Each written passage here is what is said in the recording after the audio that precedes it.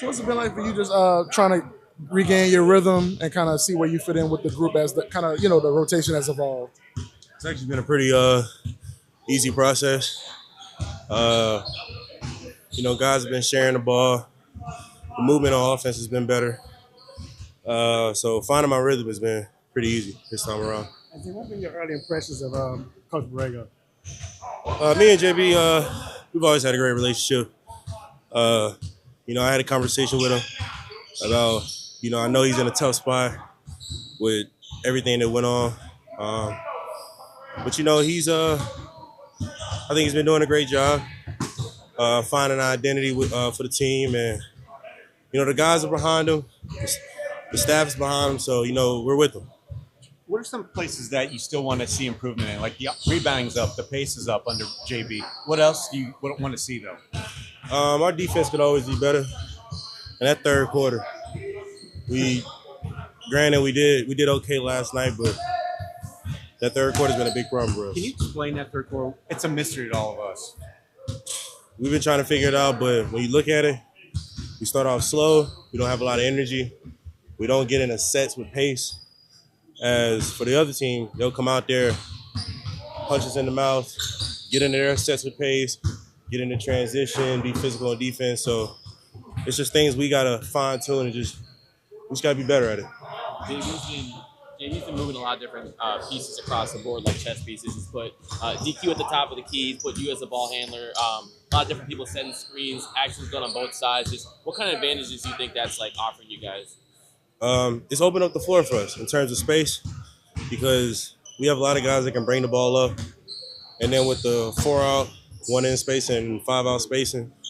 And then, DQ is a big part of that. When he's up top, when we're in our auto action, because he can go make a play and get to the basket or get a bucket, it opens up the game for myself, Murph, when guys are trying to put a lot of tension on us and vice versa. It seems like they've been running some pistol action for you to just get going downhill. Do you feel like that allows you to just attack the defense on moving, like more building stuff? It definitely does allow me to attack the defense with a guard guarding me. But on top of that, they've switched a matchup they probably didn't want to switch.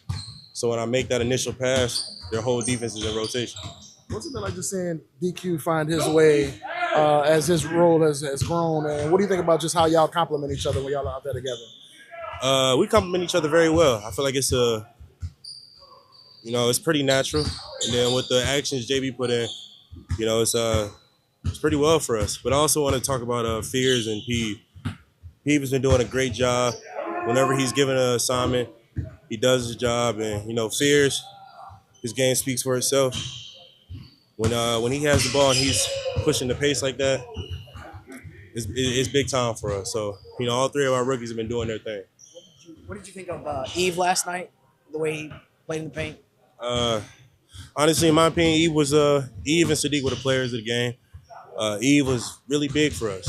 On the O boards, running the floor, defensively.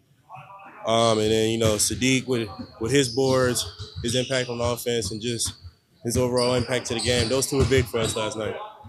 See, it looks like JB has tied Fierce to you in terms of the rotations. When you guys leave the game, come in the game. What are you talking to him about? Because there's times where he seems like he's really aggressive. Other times he kind of turns that switch off. I talk to him when I feel like he's turning the switch off, and I'll just tell him, dude, keep going. If you got it, keep going. I'm never gonna tell him to not be who he is. I'm like, if you see it, go. But if it's 4 people down there, bring it back out and get us into a set. But don't ever be afraid to go. Are you worried at all about giving him too much information because he's so young, right? 19. Just turned 19. In general, with rookies that come in, you don't want to overfeed them with information. So with him is be yourself, keep going. And if there's something I feel like he needs to be better at in that moment, I'll say it. But overall, you don't want to overfeed him with information. Has the team talked to you much about back-to-backs yet? Like, are you going to be able to play through them, or do you know yet? Or I'll let the team decide that in terms once we talk together about it. And that's all I can say on that matter. And you were out when What was your reaction when the coaching change was made? Uh, you know, it was tough, but at the end of the day, you know, it's a business.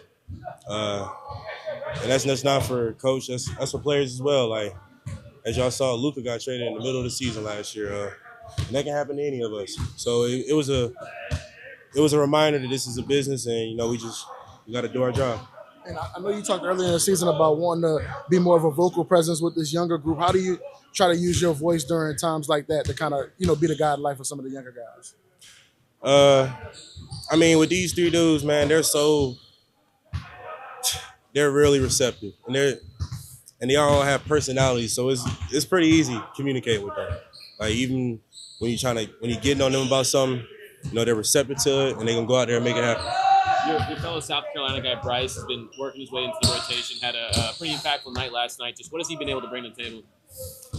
You know, he's been working really hard. You see him every day in the gym, and you know, when his numbers call, like him and Peeve, when a number's called and an assignment is given to them, they go out there and make it happen.